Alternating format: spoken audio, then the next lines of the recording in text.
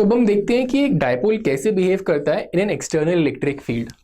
यहाँ मैंने एक यूनिफॉर्म फील्ड दिया है, इसका मतलब इसका मैग्नीट्यूड जो है वो चेंज नहीं हो रहा है और जो फील्ड लाइन्स हैं वो सारी पैरेलल हैं एक दूसरे से। इसमें अगर मैं एक डायपोल प्लेस करता हूँ whose dipole moment makes an angle let's say theta with the electric field, तो मैं यहाँ देख सकता हूँ कि इन दोनों चार्जेस पे कुछ फोर्स एक्ट करेगी। Positive pay along the field act करेगी, नेगेटिव चार्ज पे अपोजिट टू द फील्ड एक फोर्स एक्ट करेगी। अगर मैं नेट फोर्स कैलकुलेट करने की कोशिश करूँ डायपोल में कितनी लगेगी, तो वो force on positive plus force on negative का वेक्टर सम होगा। लेकिन क्योंकि ये फील्ड यूनिफॉर्म है तो इन दोनों फोर्सेस का मैग्नीट्यूड जो है वो QE के बराबर होगा और डायरेक्शन ऑपोजिट होने के कारण नेट फोर्स 0 हो जाएगी। लेकिन क्योंकि ये दोनों फोर्स अलग अलग एक्सिस के अलॉन्ग एक्ट कर रही हैं और एक्सिस पैरेलल हैं एक दूसरे के, तो यानी यहाँ पे एक टॉर्क जरूर एक्ट कर सकता है भले ही फोर्स एक्ट ना करे। अगर मैं टॉर्क मेजर करने की कोशिश करूँ तो लेट से मैं -Q चार्ज के और टॉर्क मेजर करता हूँ डायपोल पे कितना एक्ट कर रहा है। तो इस पॉइंट के बाद टॉर्क होगा R क्रॉस F, तो मेरा R होगा along the dipole 2A vector cross F, मतलब F मेरा फोर्स ऑन पॉजिटिव, तो मेरा टॉर्क आता है 2A vector cross force on positive charge जो कि QE के बराबर है। और इसको मैं डायरेक्ट लिख सकता हूँ Q2A vector, basically this is nothing but my dipole moment. तो मेरा torque on the dipole due to the electric field is P cross E। यहाँ से मुझे मिल जाता है कि इलेक्ट्रिक फील्ड कितना टॉर्क एक्सर्ट करता है एक डायपोल पे जब उसे एक यूनिफॉर्म फील्ड में रखा जाए। यहाँ हम देखते हैं कि जो टॉर्क है वो क्योंकि इस डायरेक्शन में कुछ एक्ट कर रहा है, क्लॉकवाइज एक्ट कर रहा है, तो अगर मैं डायपोल को लेट्स से थीटा 90 होगा तो मैं समझ सकता हूँ क्रॉस प्रोडक्ट होने के कारण 90 डिग्रीज पे या 270 डिग्रीज पे टॉर्क काफ़ी ज़्यादा होगा। लेकिन अगर ये थीटा जो है ये 0 है, यानी dipole along the electric field हो या anti parallel to the electric field हो, तो क्रॉस प्रोडक्ट होने के कारण जो टॉर्क उस पर एक्ट करेगा वो 0 रहेगा।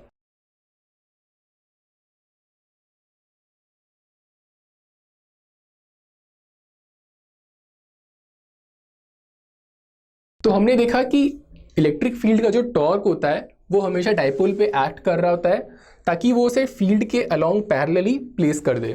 ऐसे में अगर इस डायपोल पे कोई और एक्सटर्नल फोर्स एक्ट कर रही है या एक्सटर्नल टॉर्क एक्ट कर रहा है तो उसे उसके फील्ड के इलेक्ट्रिक फील्ड के टॉर्क के अगेंस्ट वर्क करना पड़ेगा। और ये जो वर्क करेगा external torque against the electric field that will be stored as its potential energy, क्योंकि इलेक्ट्रोस्टैटिक फील्ड जो है वो एक कंजर्वेटिव फील्ड होता है। तो अब हम देखते हैं कि इस पोटेंशियल एनर्जी को हम कैसे कैलकुलेट कर सकते हैं।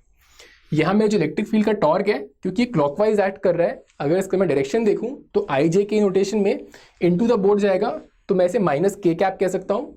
तो यहाँ मेरा torque by the electric field हो गया P cross E, P sine theta, और ये -K कैप अंदर जाता हुआ।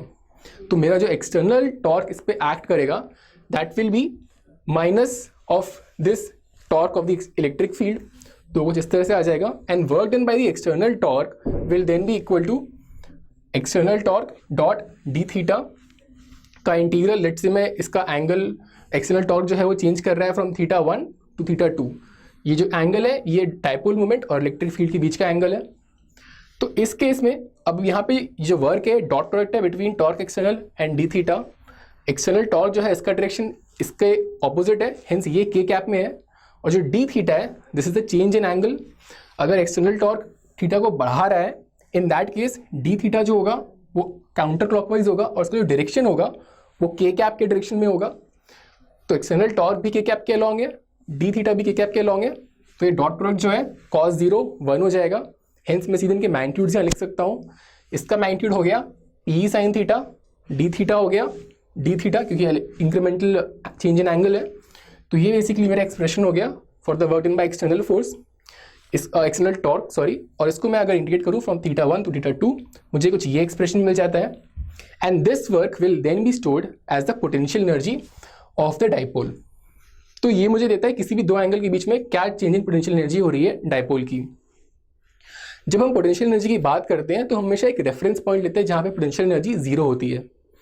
तो यहाँ इस केस में हम देखते हैं कि जो पोटेंशियल एनर्जी है इसमें cos थीटा वाला टर्म आ रहा है, तो हम समझ सकते हैं कि जब थीटा 90 होगा तो cos 90 0 होगा। तो ये काफ़ी कन्वीनियंट है कि हम जो रेफरेंस पॉइंट है पोटेंशियल एनर्जी के लिए वो थीटा इक्वल टू 90 ले लें।